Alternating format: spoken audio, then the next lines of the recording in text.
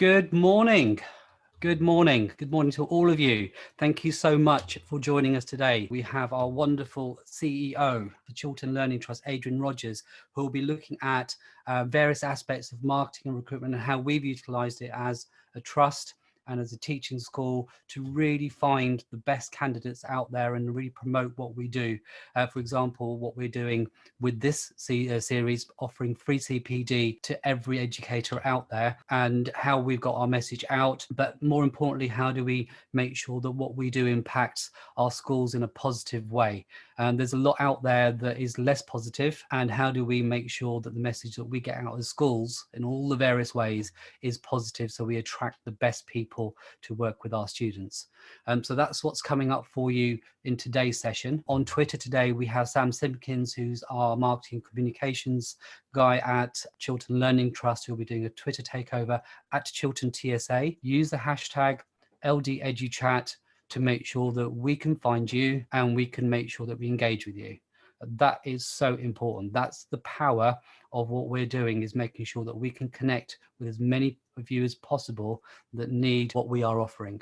So without further ado, I'm going to now hand over to Adrian Rogers, who's put together this fantastic presentation for you on marketing and recruitment in our schools.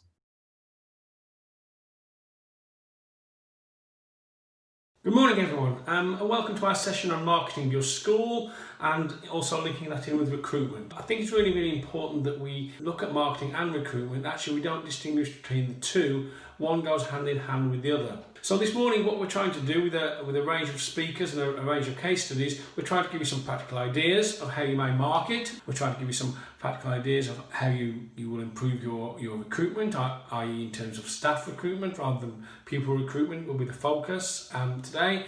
And we'll also look at how people in different schools have used those different strategies to achieve that some good ends. So before we start, I'm actually just going to give you two small anecdotes to try and show where I feel marketing is at within schools. I first did this perhaps 25 years ago, and it was part of my masters, and I did a large amount of it on marketing. And in those times, perhaps it was a dirty word in education, and we're very much focused about the pupils. We're very much about education. And that therefore marketing doesn't have a place, and it's a waste of money, it's a waste of time.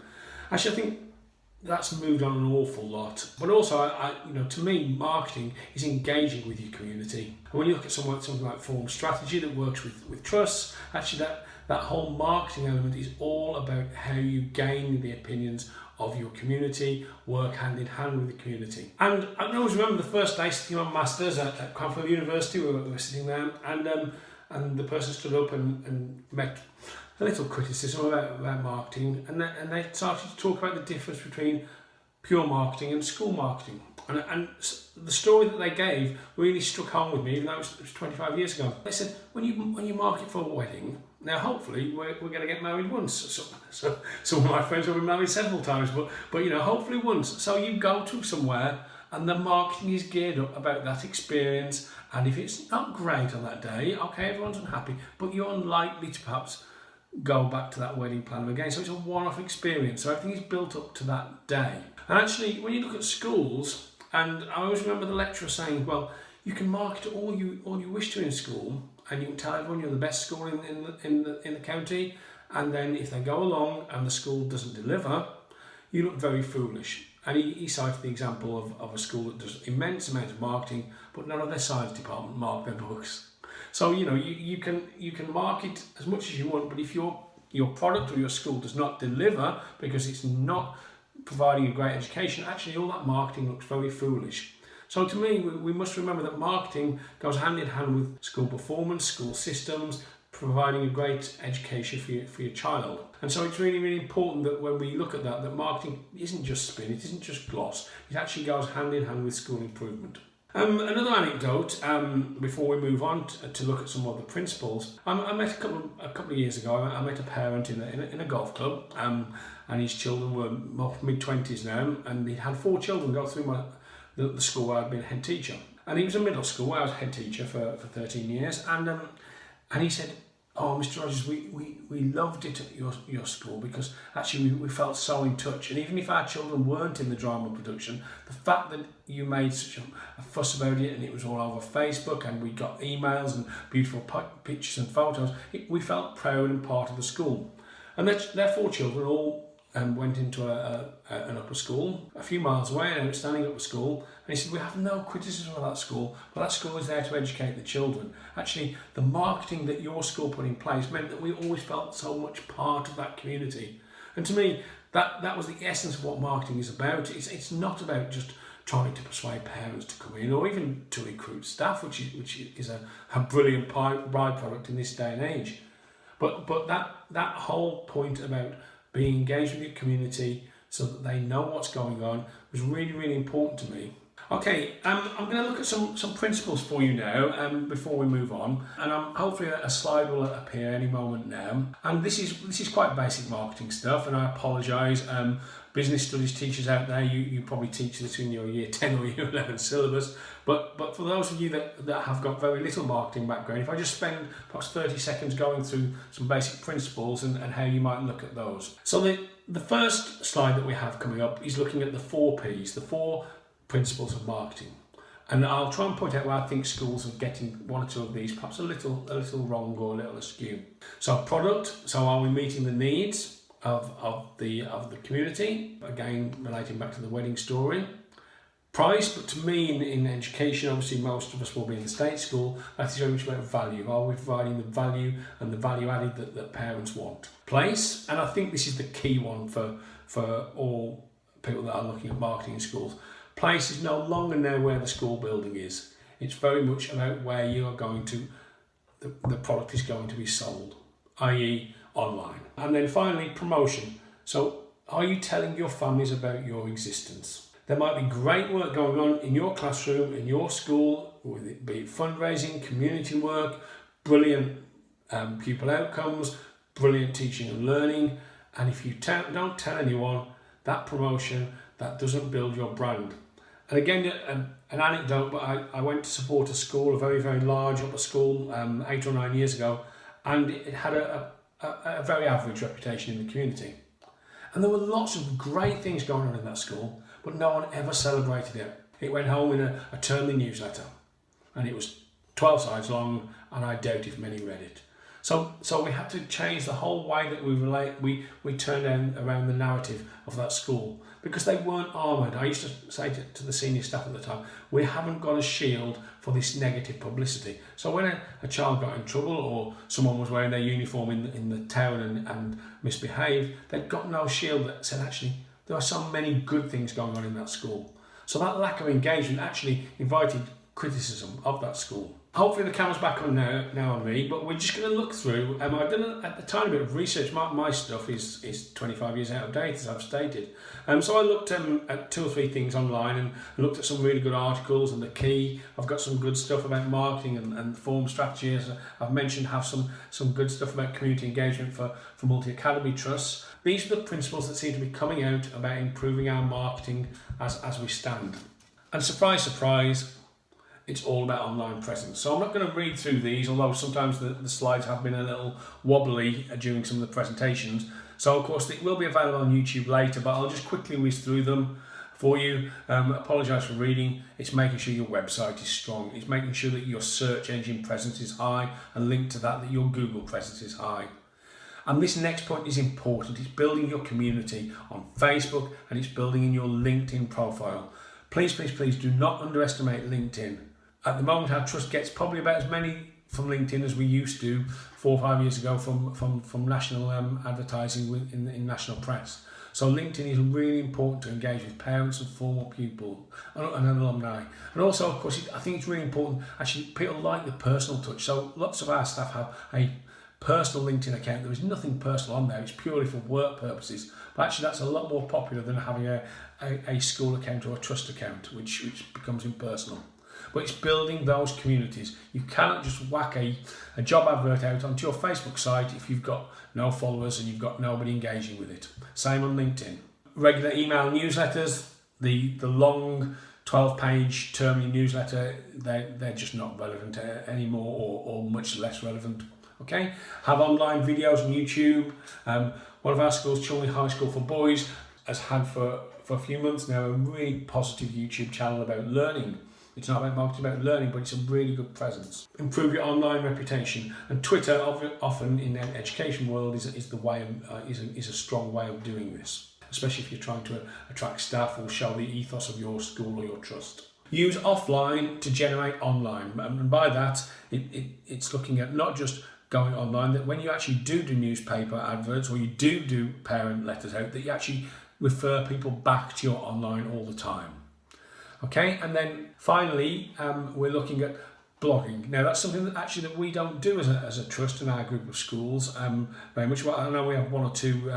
I've tried it in Denby High, and it's perhaps worth looking at the Denby CPD blog, but we don't do it extensively. But again, that's a really good way of engaging, and I've seen other schools and other heads and the CEOs do that really well. Okay, so that's the last of the slides, and we're almost coming to the end of the first part of my part. We've now, if I can introduce you to 3 videos. They're from 3 head teachers, and they're not saying what they do is brilliant, but they're hopefully giving some pragmatic tips. I've chosen and selected 3 of our schools that are at very different stages of their journey. So we'll have Ian, who will be talking from Chiltern Academy, which is a wonderful secondary school in Luton. It's a free school, so Ian has only got year 7 and 8 in at the moment, or in normal times he's only got year 7 and 8 in. So we've had to build that from the ground. We had to sell that school to parents when actually there was no building, and so therefore that marketing's had been really strong in the town, and he's done a wonderful job, and he's going to talk to you about some of the techniques he's used over the last 3 years, the year before it opened as well, and it's been absolutely full with long waiting lists both years. Denby High, which is a truly outstanding school in Luton, and Jess will talk to you about some of the strategies that they use. Their community engagement is wonderful. They generally get about 1,000 applications for their 224 places in the school, so she will talk about how some of those things happen, and they're not by accident, of course.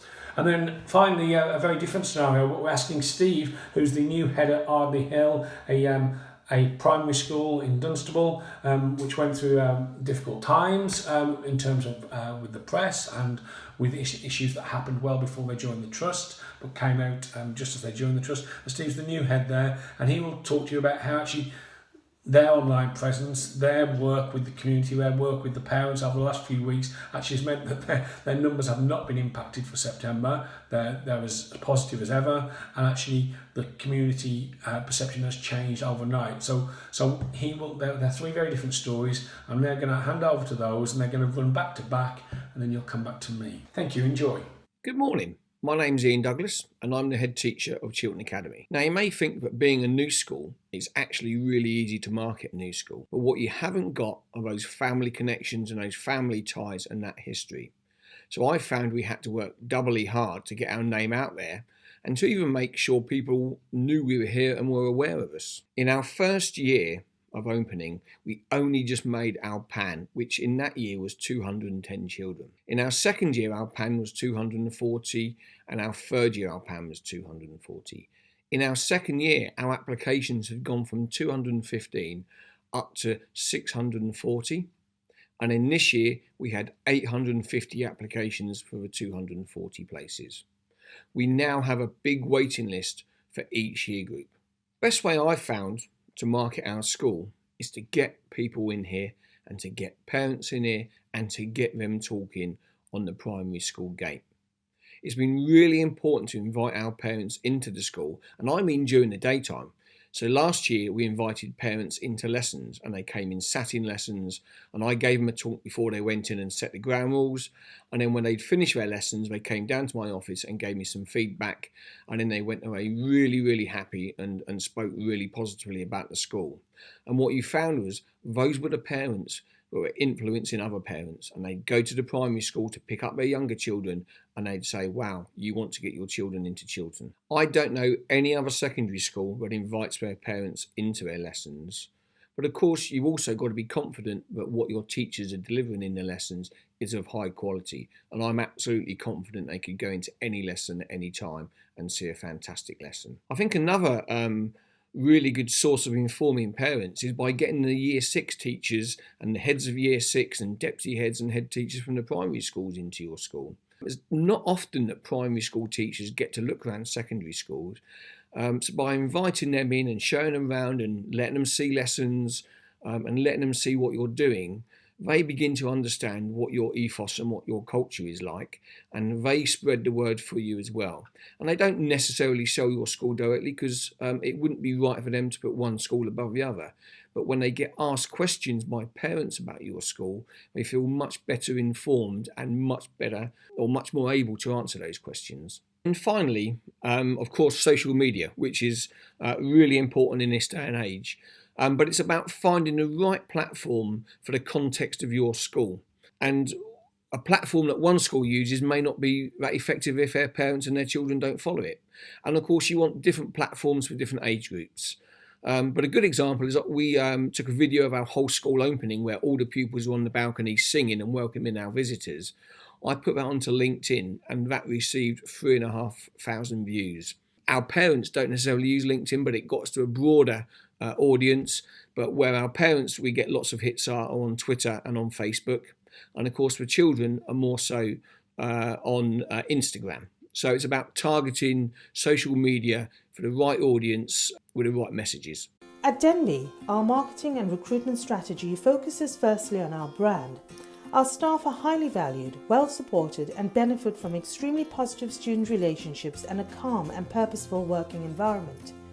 These qualities are a central characteristic of our school and have been cultivated over many years through a whole school ethos that ensures that everyone works together to help one another succeed. Our core value statement, high achievement for all is our shared responsibility, reflects this ethos and is understood and embodied by every child and adult in the school. We boast a long and distinguished track record, judged to be outstanding by Ofsted. We have one of the highest value-added scores in the country for the last 5 years, including being ranked second place nationally in the performance tables for the last 2 years. We are the winner of the Test Secondary School of the Year award and are recognised as an EdTech 50 school. Our admission figures are impressive. For September 2020, our figures were 1,128 for 224 places, and of that, 476 were first preferences. We focus next on community engagement, encompassing the school community, the professional community, and families.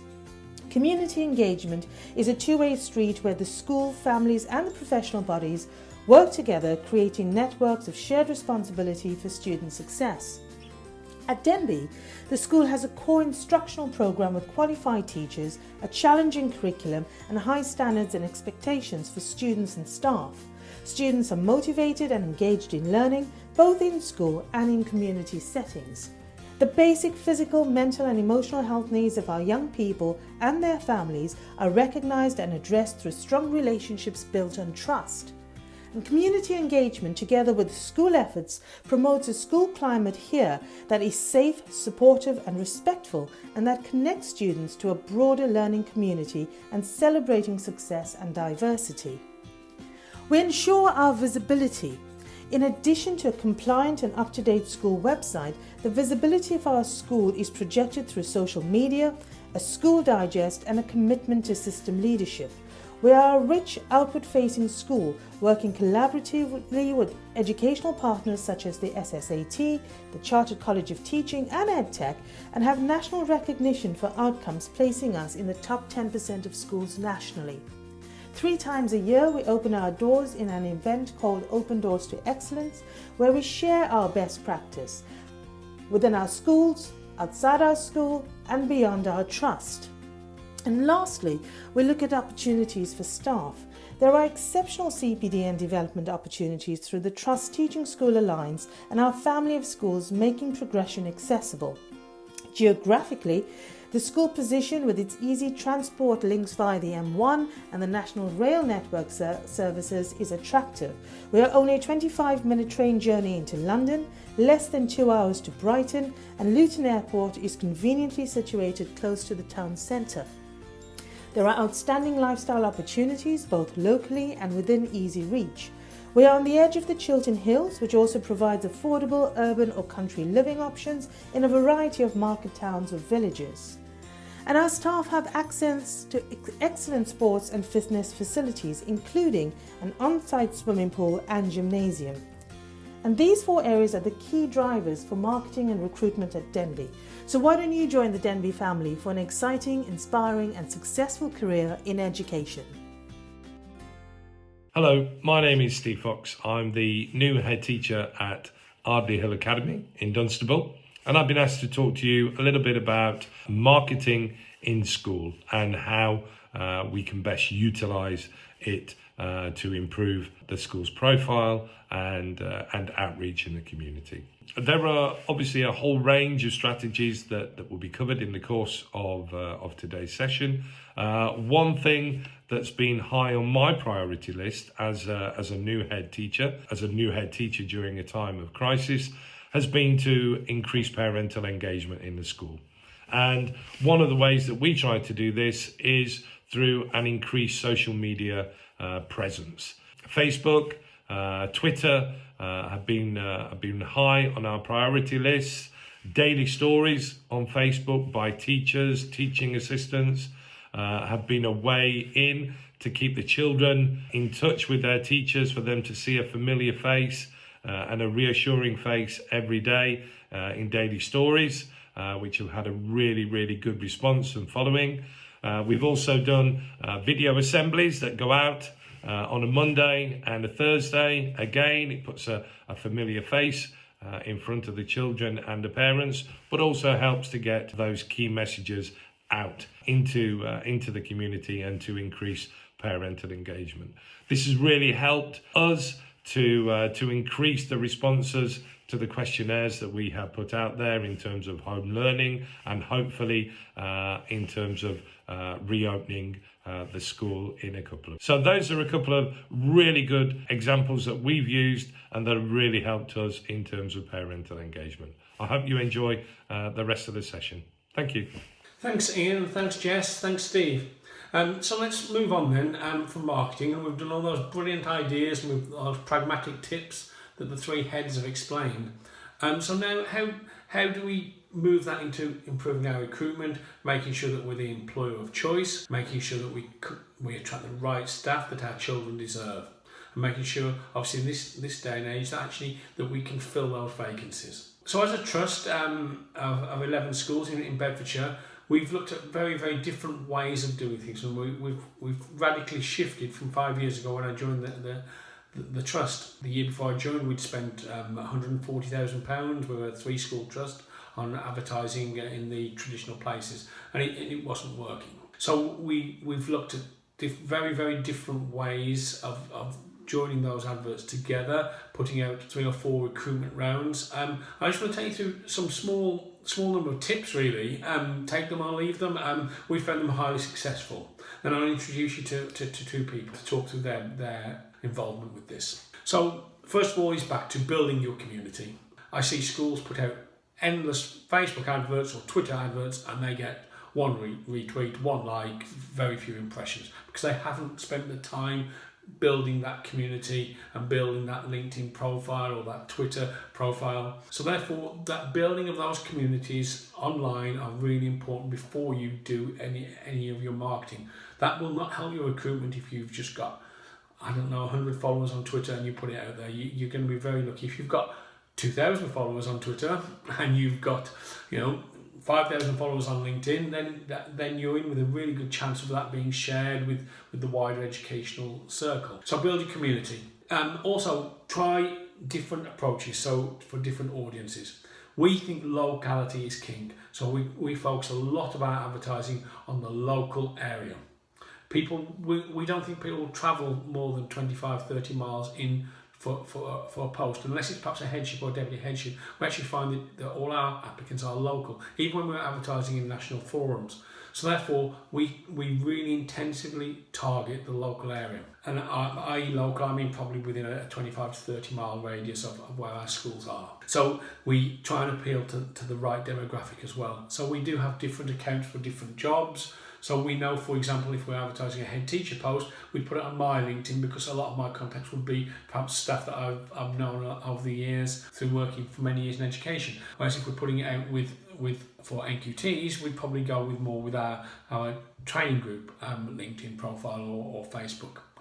So therefore we use different social media for different audiences. Really, we do use LinkedIn extensively, we use Facebook extensively, we use Twitter extensively. We do use other techniques, so we use banners outside the school gate. We find that's quite, especially if they're on main roads, we find that quite helpful, and we'll get 2 or 3 applicants from that, which is great, and it's fairly cheap, of course. We just roll the banner up and use them time after time. We use local radio a lot, and we persuade the local radio presenters to let us come on with an education story, but knowing that we're going to give a plug about recruitment. We've used recently open days with no jobs to advertise for, just open days or careers days, offering careers chats for the local community. We did that just before Christmas, and we had 130 people come along on a Saturday morning, about half and half between teaching and non-teaching interest, but that was really helpful. So those are the types of techniques that we've used. Actually, we finally analyse that and look at that because of cost effectiveness. Again, we don't want to be wasting money that we could spend on children on advertising if we can do it better and locally and cheaper.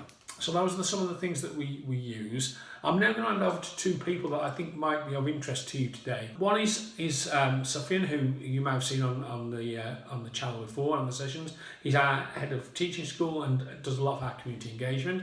He'll talk through some marketing things and how we've used those with recruitment. And secondly, I'd like to introduce Wayne Carmel. Wayne runs a company called My New Term that we've used for 3 or 4 years now. And Wayne has just expanded slightly more into wider markets, and it's going really well for him.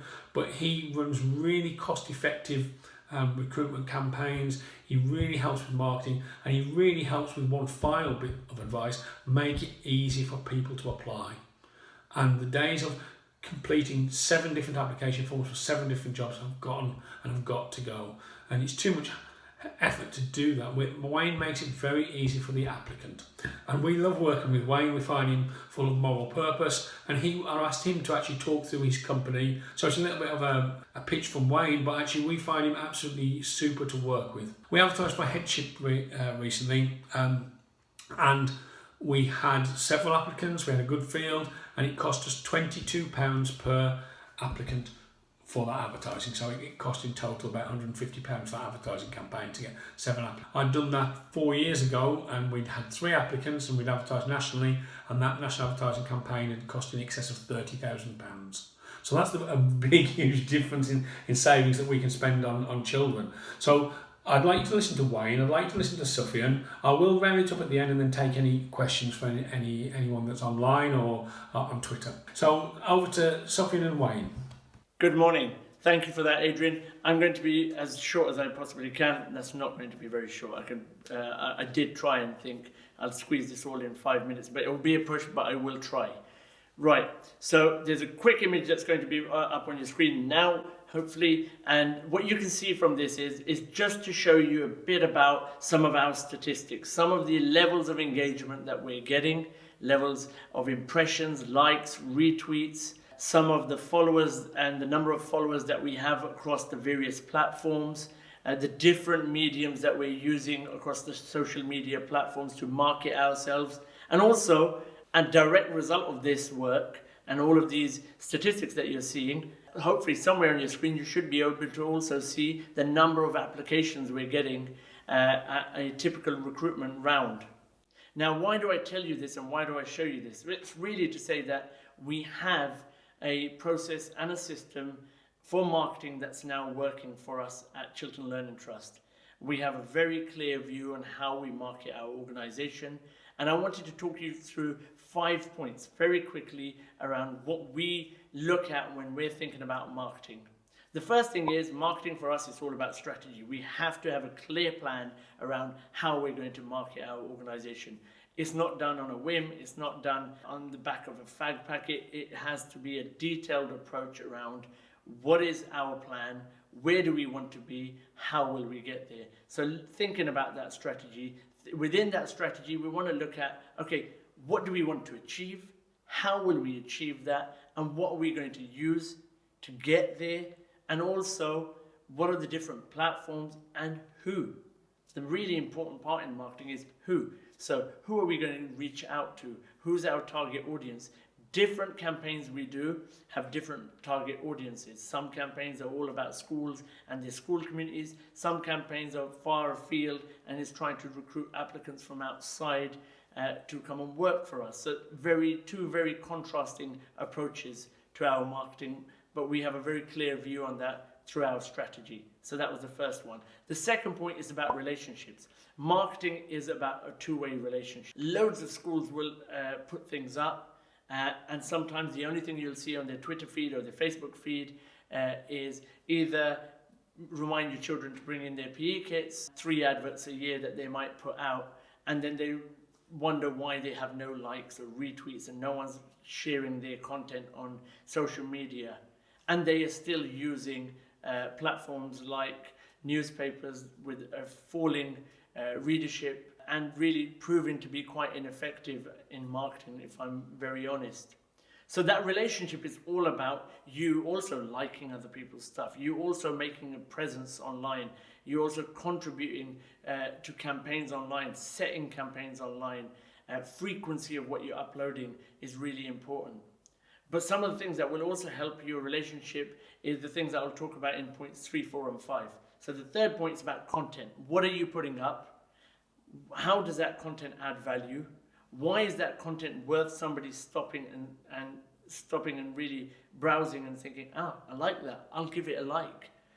Actually, I'll retweet that. I'll share that with my friends and colleagues. What is that content? Why is that content good enough for them to share it on to their friends and their family? You've got to ask that question. So what is your content like? What's the substance of what you're putting out there on social media? So that is probably the most important thing. Is it all about young people and your learners? Is it all about you and a very corporate image of your organization? Or is it about what you're doing and giving back to the community? Because actually that's probably the most important aspect, is that authentic marketing around what are you doing as an organization to give back to your community. And that brings me up to the fourth point, which is value. What value do you add? Marketing works really well when people value a brand, when people see perceived value in a brand and can really see the impact of the value that that brand brings. For a school, it's about the value it brings to its local community and wider afield. So what value does your brand add? But are you able to communicate that value? And I'm sure every one of you listening today work in a fantastic school that adds huge value. My question is, do people know that you add that value? How are you getting that message out to people? How much of that value is being understood? How much of that value is being appreciated? And how much of that value is being shared with others in that local environment? So that's a question you've got to ask yourself. The fifth point is about a cultural shift. Times have moved on, and many school leadership teams have moved on. Many people have adopted social media, but some still have their foot in two camps. You've got to kind of decide where you are culturally. I think what we've decided as a multi-academy trust, as a teaching school, is that actually our investment is very much in social media. We see social media platforms as a way forward for our marketing. We see print marketing as a thing of the past, if I'm very honest. We're able to use algorithms and we're able to use paid promoted tweets. We're able to target our market and target the various people we want far more effectively and efficiently through social media. So for us, it's about having a cultural shift across all of our schools. And it's about making sure all of our schools are producing content that is valuable, that is contributing to that cultural shift of being a social media savvy organization. If you went onto any one of our schools' Twitter pages, you'll find content. You'll find content on their Facebook pages, and that's something we encourage. It's been a shift. It's been a change in culture over the years, but it's something that's now fairly consistent and something that we support all of our schools through our marketing team. Thank you very much. Thanks, Sufyan, and good morning, everyone. So my name is Wayne Cartmel. I'm the founder of My New Term. Many of you may already be familiar with My New Term, which is a technology application which enables schools and multi-academy trusts to be able to advertise vacancies and recruit candidates direct. So what I'm going to do this morning is just very briefly go through a quick sort of demonstration as to what my term is, how it works, but I'm going to use Chiltern Learning Trust just as a case study example, just to showcase how it's worked for them, how they've implemented it, and some of the success that they've had as a result. So as referenced, my new term is a technology application, so it will work on any device, whether that be mobile, tablet, or desktop within that, and that's a big part of it, about how they've been able to move from a technology solution. In terms of marketing and branding, which has already been touched on this morning already, the Chiltern Learning Trust will have their own careers page. Linked to that careers page will also be the individual careers page for each of the schools within there. So here, for example, is a personalised and branded careers page for the Chiltern Academy, and likewise another one for Chorley High School for boys. And each of the schools within the trust will have their own personalised careers page within there. And you'll notice in the bottom right of each of those careers pages, there's always the option for candidates to join their talent pool, which I'll refer to a little bit later as well. A big part of what the trust has been able to do, utilising my term, is move away from paper-based applications to an online solution. So what I'm going to do now is just really quickly share with you, for those who maybe aren't as familiar with my new term, what it is, how it works, via a quick video sort of demonstration.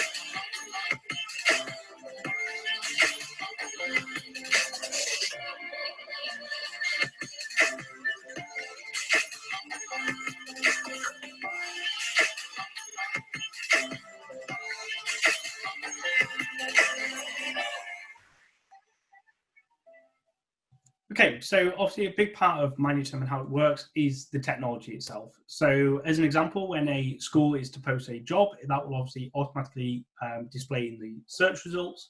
It will also go onto the school careers page, the trust careers page, but also via the API that we've developed, it will also feed automatically onto their school website. So it'll have a live list of any vacancies in there, saves the time of uploading and taking off vacancies each time, and provides a live list for candidates to be able to view.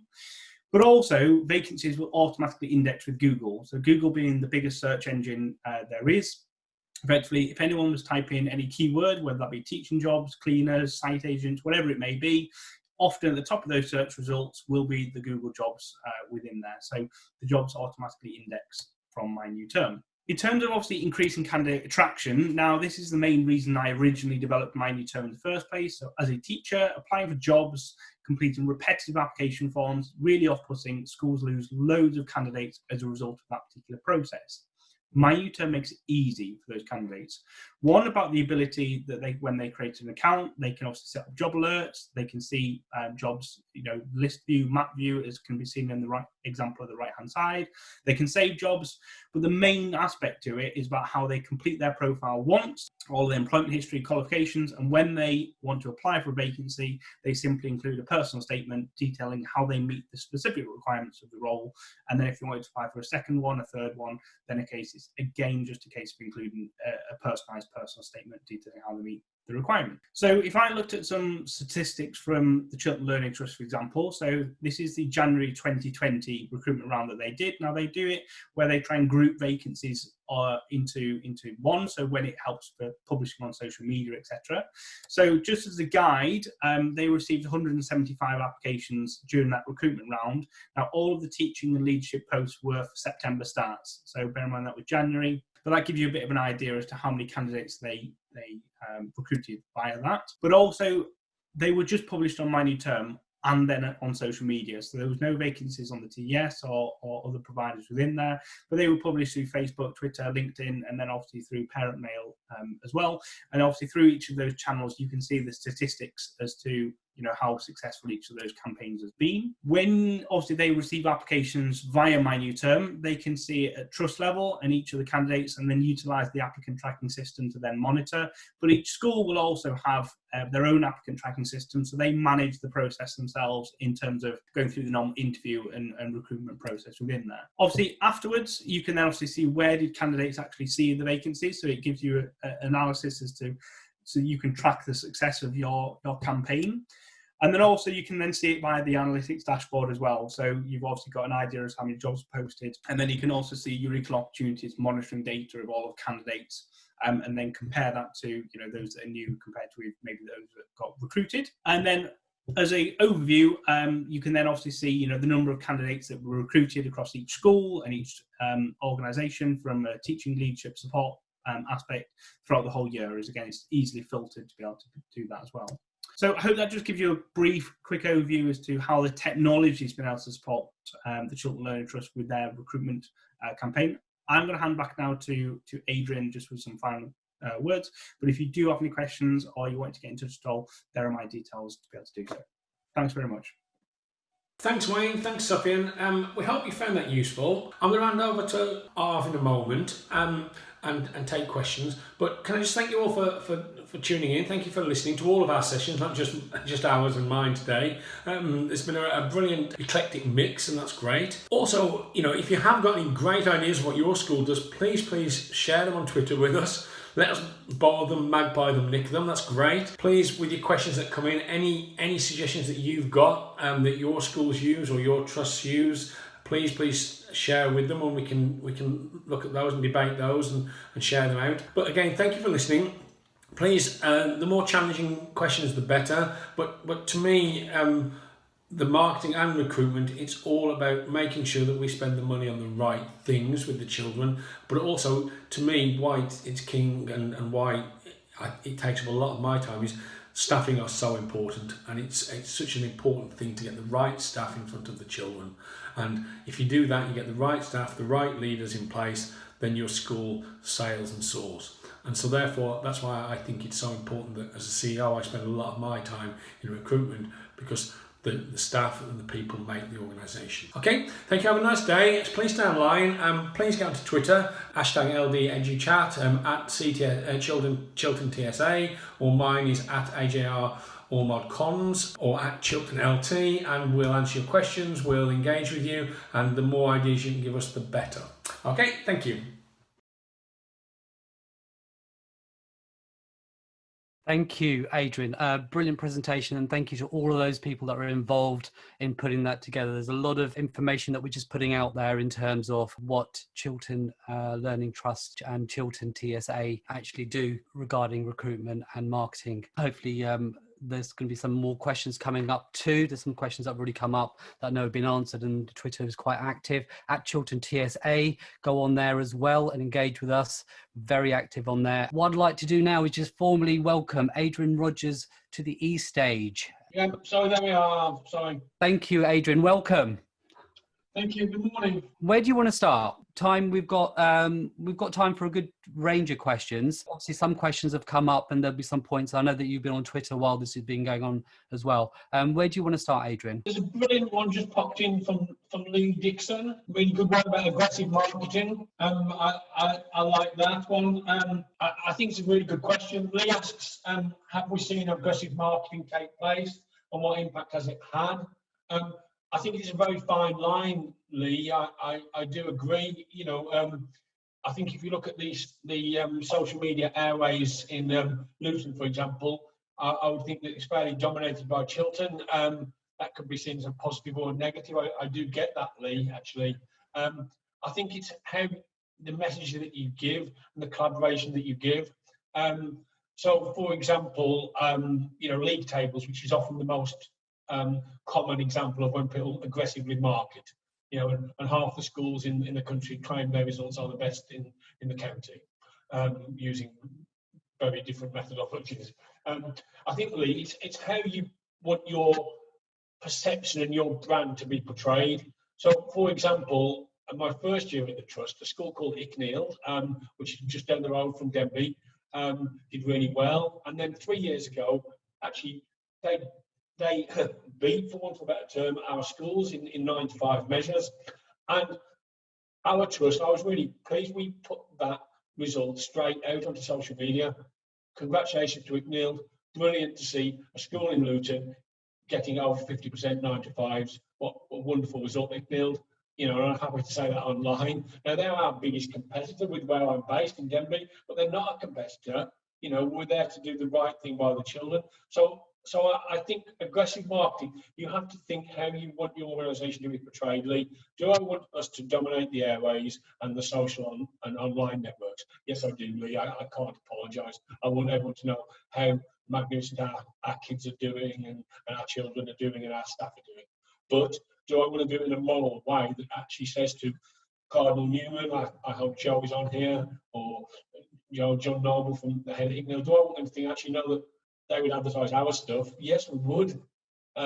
So, you know, I think it's how you do it. I mean, I absolutely. I think it's one of those things. It's a sustained approach to that positive message. It's not something that happens overnight. And I think there is a lot of skepticism, because a lot of people on Twitter have been asking as well, in terms of, you know, the negative aspects of it, in terms of being over aggressive. And I think it's the sustained approach over a period of time, like you say, congratulating all of our schools, irrespective of whether they're in the Trust or not, if they're doing the right thing. And I think that message does get out there in the end.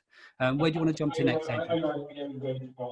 Where do you want to jump to next? Helen has sent 2 or 3 really excellent questions. Helen Sutcliffe. A good question for those of you that are in a Trust was asking about whether you should have your social media centralised or within individual schools.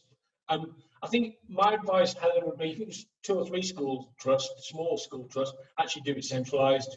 You know, Sam, who's doing the Twitter now, looks after our marketing. Sam and I have, you know, 10 or so Twitter accounts and Facebook accounts on our apps on our phone, and it's easier to do it for one as it is for 10, sorry, as it is for one half, to be honest. But I think, Helen, my advice, if you get bigger, and the approach that we've eventually taken with 11, we train up 11 people in 11 schools to do it well. And we give them training and we invest in that training. Does Sam have the passwords into all the social media accounts? Yes, he does. But generally 90% of social media is done by the school itself. At the centre, we can put out central messages. Sam can then put in, so for example, a COVID message or a recruitment message, and we do this for recruitment and for COVID. Sam can then use those Twitter accounts and Facebook accounts and log in as them and put out a consistent message. Do we make sure that they're all of high quality? Yes. Does Sam monitor them daily? Yes. I think I can't remember recalling taking one thing down. I've had 1 or 2 discussions with heads about whether they want that message. But I know 2 years ago, a young senior leader in one of our schools put a video of a disco on at one of our schools of Year 8.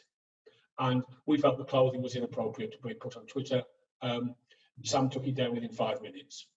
You know, it's not an issue, it wasn't a safeguarding issue, but, you know, the boys and girls were dressed as 13-year-olds are going to be.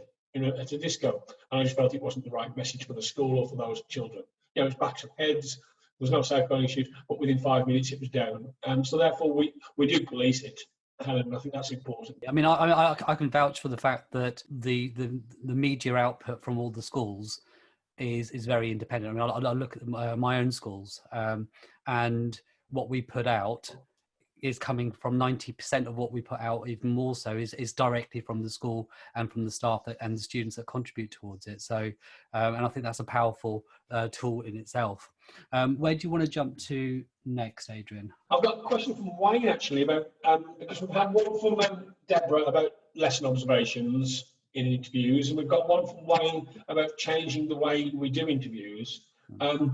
Obviously it's early days, to anyone that's listening, and I dare say other schools can contact Chiltern and tell us better ways, so please do. We have done a lot online. We recruited deputy head posts at seniors at one of our upper schools about 3 or 4 weeks ago, and it was an excellent process. You know, even those candidates that didn't get the job, it was great to give them positive, useful, worthwhile feedback. So we had a full day process for a deputy head interview. So that's as complex as it's going to be, really, including presentations, including panel interviews and breakout interviews. And we managed to sort that on Google Meets. So it is possible. To answer Wayne's question and Deborah's, we have to imagine the unimaginable. You know, you have to be flexible. We're doing interviews. My wife runs the initial teacher training, as you know, and from this computer, she's done 40 or 50 interviews in the last few weeks. Yeah. And we get people to teach a lesson to a panel, like I'm looking at 5 or 6 faces on my screen, and you teach a Zoom lesson for 15 minutes. You don't see behaviour management, but you do see staff personality. Actually, you do, and that's bizarre. I wouldn't have thought that 3 months ago, but you can see if someone can hold the attention. Because a lot of the skills are the same, even though we can get hooked up on the technical side of doing things virtually. The actual core skills of a person's ability comes through. It's just adapting the way that we're looking at it, I think. Nadia? Yeah. Nadia's question? Yeah, absolutely, yeah. About LinkedIn. Obviously, I was clueless on LinkedIn until about 3 years ago, and Sam, our marketing person, who, you know, if you've seen him on Twitter, Sam's 23, 24, and you know, he is much more obviously in tune with the world than perhaps you are at our tender age. But Sam said, you've got to do LinkedIn, Adrian. You've got to do it. And Sophie and I do it extensively now.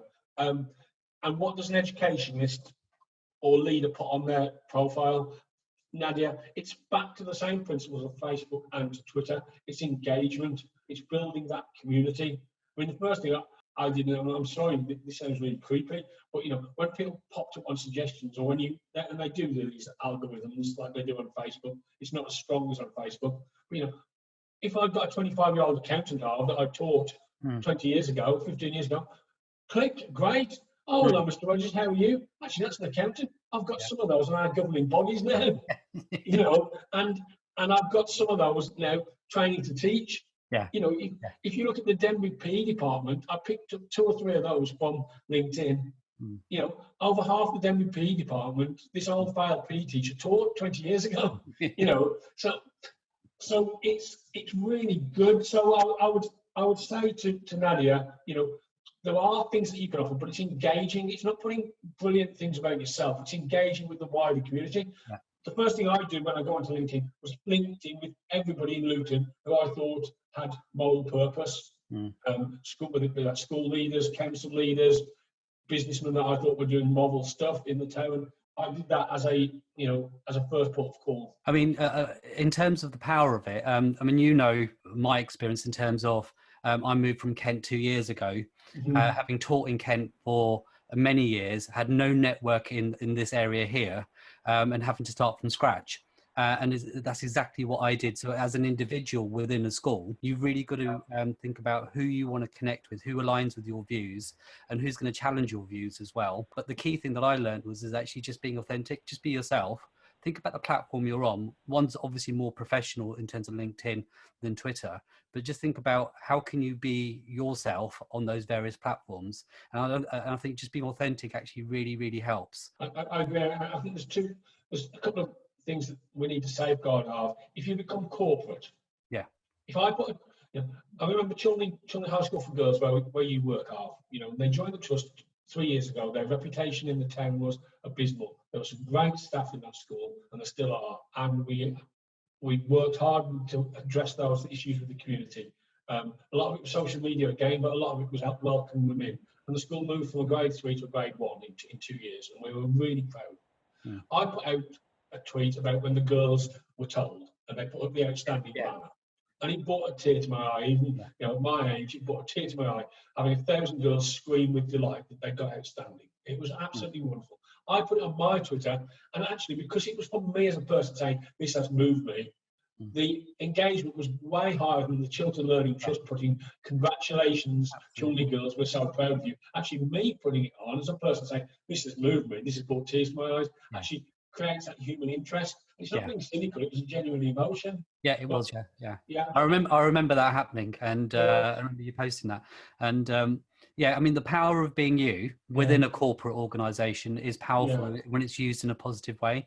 And I think that's got to be something that any organisation is going to take away, that we are in education, we are dealing with professionals that are human beings and students, is that don't lose yourself amongst that. There's a couple from Marion who joins regularly. Yeah. I'd like to address those if that's okay. Yeah, that's absolutely fine. Yeah. Yeah, and just Marion is a regular follower. Marion, can I just ask you to follow the Chiltern School? It's nothing to do with our trust. It's called the Chiltern School, which is a special school in Dunstable and Houghton Regis, in Bedfordshire, and also Weatherfield Academy. Follow their Twitter and Facebook stuff. Their social media stuff, Marion, is excellent, and they are special schools. My godson goes to one of them, so obviously I follow them. But they do some really, really positive social media stuff, and it breaks down stereotypes. Yeah. Marion, they do it themselves. It's not a corporate thing like Chiltern Learning Trust. They do it 2 or 3 times a week, but it's excellent social media. So rather than me answer that, just go onto their Twitter, the Chiltern School, and Lisa, the head there, and Joe, the head at Weatherfield Academy. They run some low-level stuff, but it's really strong and powerful and breaks down stereotypes of special schools. And would you be able to just tweet that out as well, in terms of just so that if Marion is on there? If Sam's listening and not tweeting, if you could put that out. The Chiltern School, again, nothing to do with the trust. It's a standalone local authority school, and Weatherfield Academy, we'll put them out there. Brilliant. Seemed like a really short Q&A, but I think there was a lot in the video that I think we covered and answered. So all I'd like to do is thank you, Adrian, for your time. I know the mammoth task it was to actually pull those leaders together at a time that we're reopening our schools, which I'm sure they appreciated that. A quick put a video together for me for this session, but I just want to thank you for everything that you do within the trust, but also for the wider community as well, and being present today as well. So thank you so much, Adrian. Thank you all. Take care. Thank you. Thank you. So that's another session. Again, variety is the key to success in terms of what we're offering here on the hashtag LDeduchat. This was to do with marketing and recruitment, something that's not often thought about, but it has such, when it's used positively, it has such a positive impact on the school cultures that we work and thrive in, and also to make sure that our students, and it's always about the students. And I think with all the marketing talk and all the recruitment talk, what we've got to remember is that it's actually about our students. How do we put the best person in our school to meet the needs of our students? And I think that is absolutely crucial. And all of these tools that we have, that's what we try and do. The CPD that we're offering free to all educators, it's all about making sure wherever you find students that we offer the best that we possibly can. Make sure you do share it amongst your leaders as well. If you don't feel that you have a social profile within your communities, make sure that you try and instigate that, because the more you do, the more our students will benefit. Follow us, engage with us online, share your thoughts to let us know what you think of our sessions. Your engagement absolutely valuable. We've had so many new followers, and I can't thank you enough for that, because the more we collaborate, the more we work together, the better outcomes we have within our schools. So this is me, Arv Cowshaw, signing off for another session of #LDeduchat, Leadership Development in Education Online. Thank you.